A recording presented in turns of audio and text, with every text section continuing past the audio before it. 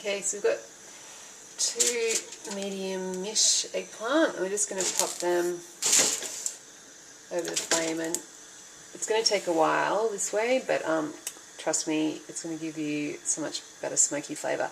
Now, normally I do this on the barbecue, so it actually, it's heaps less. You just kind of pop them on and let them burn, but yeah, with this I'm going to have to turn them quite frequently, but it's saves lighting the barbecue for just to make a bit of babaganoush. And yeah, if you don't have a barbecue, it gives you an option to get some smokiness. But of course, you could always just pop them in a hot oven and cook them down. But trust me, it won't be as good. So I'm just going to leave them. I'll turn them periodically, and then when they're done, I'll show you what we do next.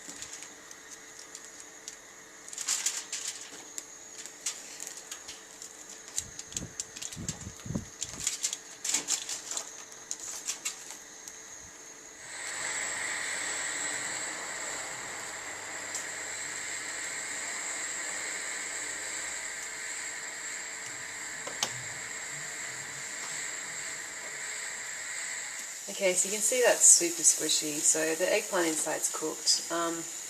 It could be a little bit more charred, but I think we'll call it a day. So it's one end, and we'll have a look at this fire.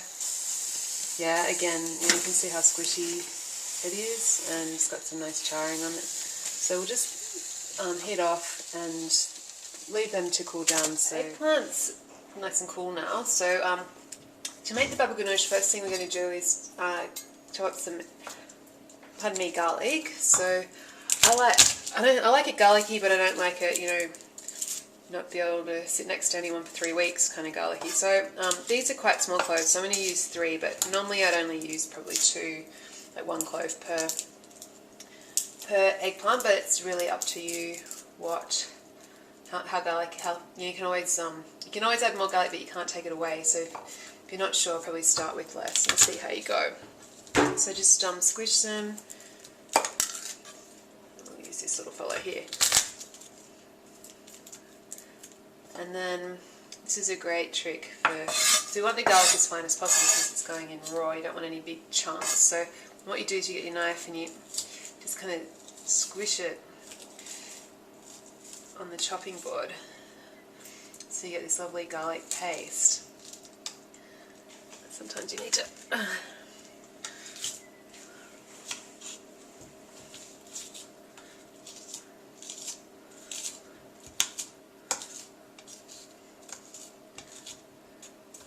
and the finer you get it here, the nicer it's going to be in the... I think this kind of enhances the flavour of the garlic as well. So I'm kind of dragging the knife across the board on an angle. You want to make sure it's squished first.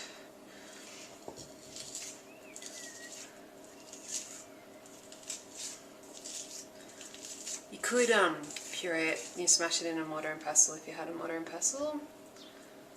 I don't, so at the moment, so last one. Ooh.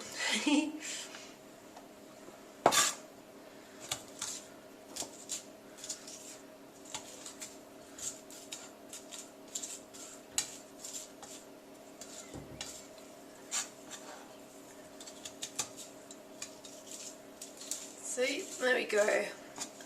It's a nice smooth paste, and we're going to work some salt into that, just to bring out the flavour. Just give it a final chop.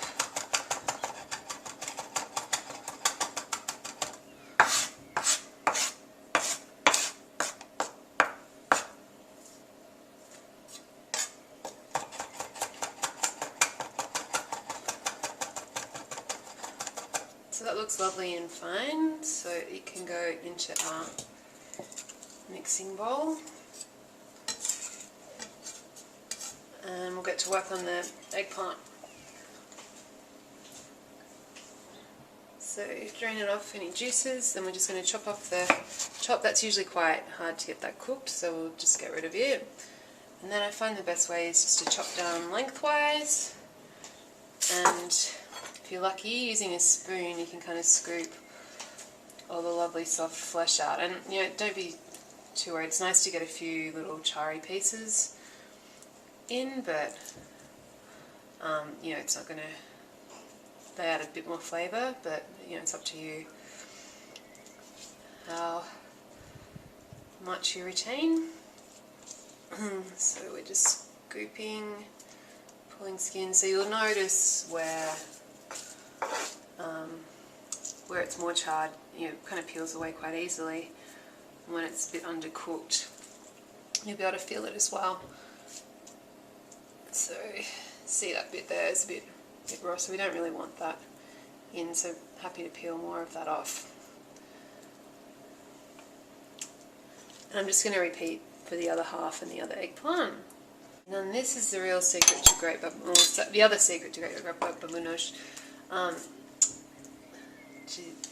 So just going to, my fingers are all gross. I'm just going to chop the flesh up. So this gives really great texture. You want it a little bit chunky still. You don't want it.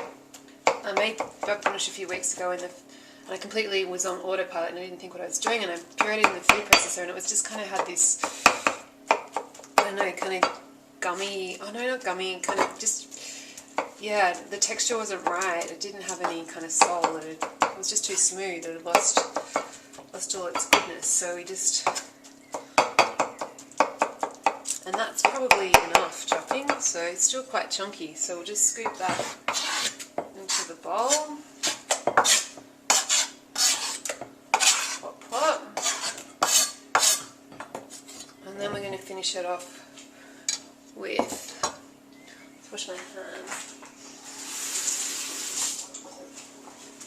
So I've got some tahini here, which is ground sesame seeds, and a tip, always make sure you used dehulled sesame seeds. If you use the whole grain ones, they taste really bitter and awful, and you might think you're doing yourself a favour, but they're not. You're not going to eat it or enjoy it anywhere near as much for a tiny little bit of extra fibre. So I usually go about 2 or 3, so I think today we'll go about 3 tablespoons of tahini, and then we want some lemon juice. So, oh, nice lemon. Again, we'll want about 3 tablespoons, but we don't need to be too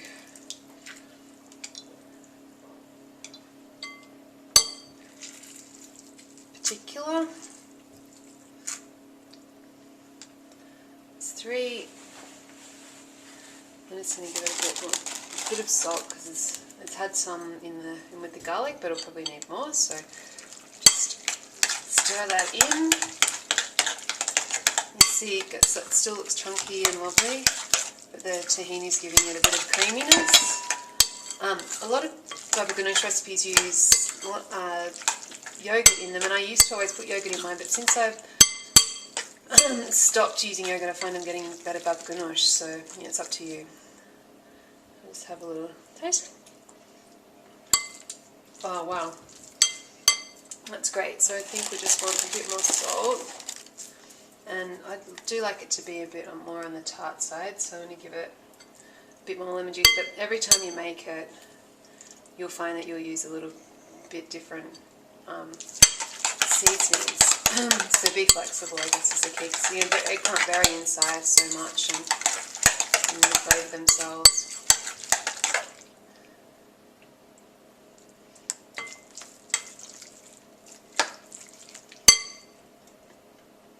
Just with some salt. And we're done. So we go, babaganoush.